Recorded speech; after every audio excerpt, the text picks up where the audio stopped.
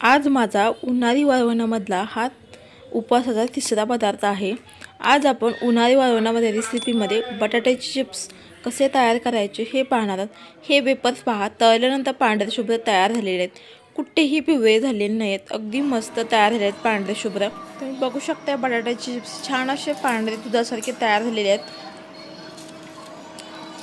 अगदी तिप्पट फुललेले आहेत छान असे, आणि तुम्हाला खुशखुशपणा ऐकवते। बघू शकता किती खुसखुशीत झालेले तयार झाले आहेत। आणि आज आपण उन्हात न वाळवता हे बटाटे चिप्स तयार करणार आहोत। रेसिपी अगदी शेवटपर्यंत नक्की बघा। रेसिपीला लाईक करा, सबस्क्राईब करा। वेळ न घालवता रेसिपीला सुरुवात करूयात। बटाट्याचे वेफर्स करण्यासाठी मी या ठिकाणी 2 किलो बटाटे घेतलेले आहेत। नेहमी चिप्स बनवताना मोठे आणि कडक बटाटे घ्यायचे, असे मोठे बटाटे घेतले बटाटे चिप्स मोठे छान तयार होतात। आता हे आपल्याला मी 2 ते 3 पाण्याने स्वच्छ धुवून घेतलेले, म्हणजे माती वगैरे बटाट्याची असते ते निघून जाते, ह्याच्याकरता धुवून घ्यायचे। आणि आपल्याला ह्याची साल काढून घ्यायची बटाट्यावरची।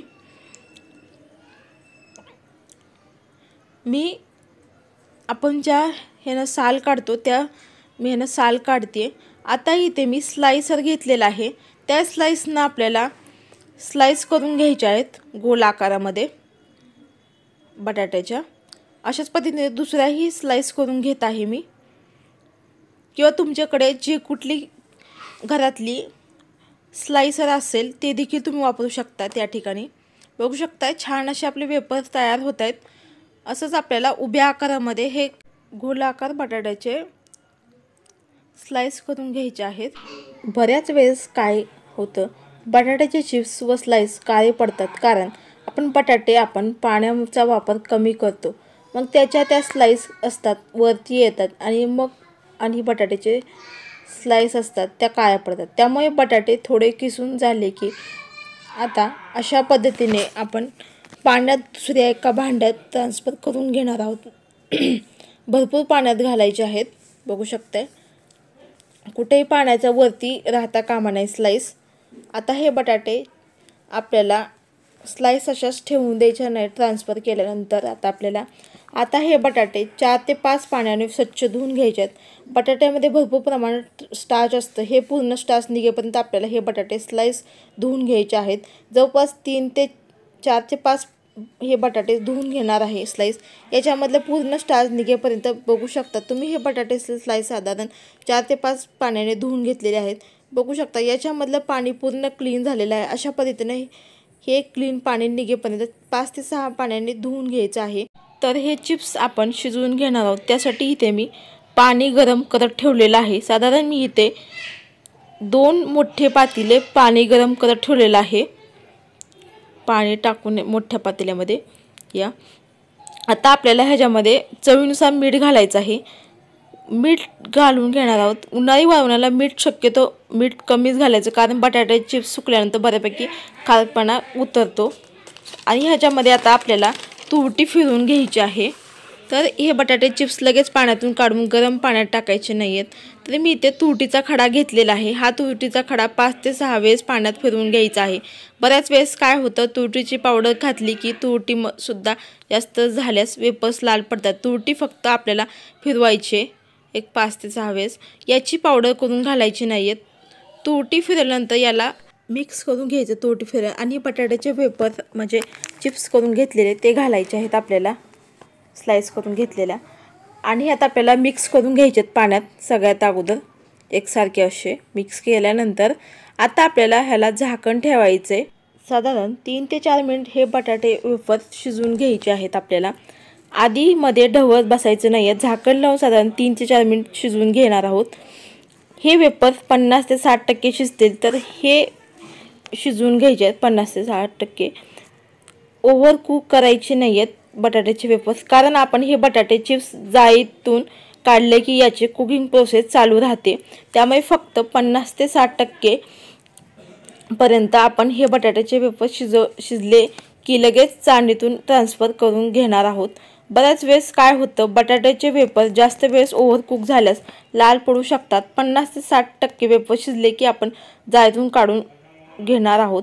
उरलेले आपण वेपर्स अशाच पद्धतीने शिजवून घेणार आहोत, कारण मी बटाट्याचे वेफर्स 2 बॅचेसमध्ये शिजवून घेणार आहोत। माझं पातेलं छोटं असल्यामुळे मी 2 बॅचेसमध्ये इथे बटाट्याचे वेफर्स शिजवून घेणार आहे। सगळे वेफर्स माझे शिजून तयार झालेले आहेत, बघू शकता। आता हे सुद्धा वेफर्स आपण छान असे शिजवून घेणार आहोत। आता ह्याला मिक्स करून घ्यायचं आहे आणि इथे आपले बटाट्याचे वेफर्स सुद्धा 50 ते 60% शिजले देखील आहे, बघू शकताय तुम्ही। जास्त शिजवायचं, ओव्हर कुक वगैरे करायचं नाही आहे। आता हे ते बटाट्याचे सुद्धा वेफर दुसऱ्या मध्ये सुद्धा मी छान असे शिजवून घेतलेले आहेत। आता हे आपण एका चाळणीमध्ये किंवा एका ह्याच्यामध्ये काढून घेणार आहोत आपण। आता आपल्याला हे लगेच आपल्याला चाळणीतून लगेच असे टाकायचे आहेत, म्हणजे पसरून घ्यायचे आहेत एक एक करून।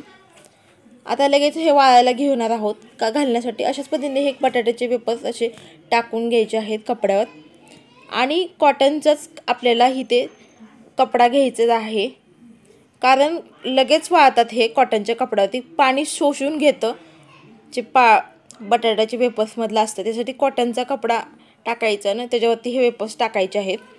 त्याच्याकरता जर तुम्ही प्लास्टिकच्या ह्याच्यावरती वाळवले तर पटकन ते पाणी शोषून घेणार नाहीत, वाळणार नाहीत। तर हे रात्रभर मी वाळवून घेणार आहे आता या वेफर्सला, बघू शकता। इथे सर्व वेफर्स मी छान असे पसरून घेतलेले आहेत अशाच पद्धतीने। आता हे मी सावलीत म्हणजेच रात्रभर हे वाळवून घेणार आहे। मी रात्री करायला घेतले होते वेफर्स, रात्रभर छान वाळतात कॉटनच्या कपड्यावरती। फक्त कॉटनचा कपडा स्वच्छ धुतलेला असावा। आता हे रात्रभर आपल्याला एक 7 ते 8 घंटे छान असे फॅन लावून द्यायचा आणि वाळवून घ्यायचे। आता हे रात्रभर मी ऊन न देता हे सावलीमध्ये छान वाळवून घेतलेले आहेत, बघू शकताय तुम्ही। वेफर्स बघू शकताय छान असे कडक देखील वाळले गेलेले आहेत। कारण काय होतं, आपण जो कपडा वगैरे घेतो वाळू घालताना तो कॉटनचाच घ्यायचा, म्हणजे पाणी एक्स्ट्रा वगैरे असतं वेफर्समधलं ती शोषून घेतं।